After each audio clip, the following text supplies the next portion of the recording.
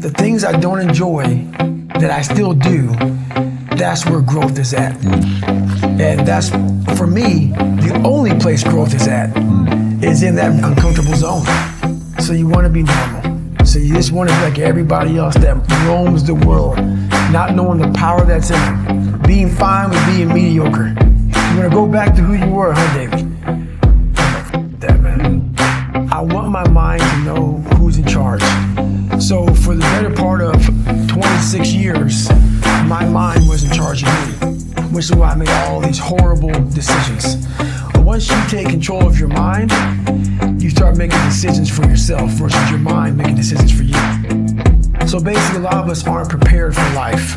We get up willy-nilly and just hope life is going to happen.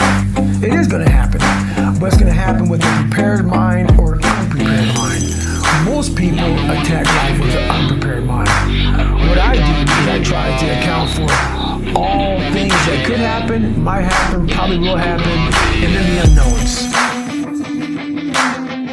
So basically, I can't account for everything, but I do know there could be some things that come up in life that you need to be ready for. I know for a fact I'm not going to want to work out tomorrow. Therefore, I'm preparing my mind for that.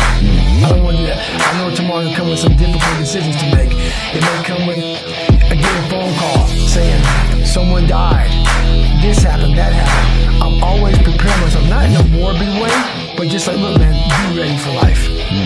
Don't let life just start attacking you left and right. Make sure that you start to build a mental armor so then you're ready for life. And that comes in a very physical way, and the physical helps out the mental. I realized at a young age how to change myself through discipline. In the military, didn't teach me that. It was something else. I had zero discipline, zero self-discipline. And I realized I have to start developing this. And I started really because I was horrible at reading and I was horrible at writing.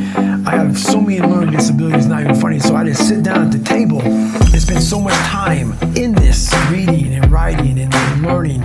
And that kind of translated over to my self-discipline with working out. So that's where it started. I started when I was about 16 years old and said, well, I'm a 4th grade reading level.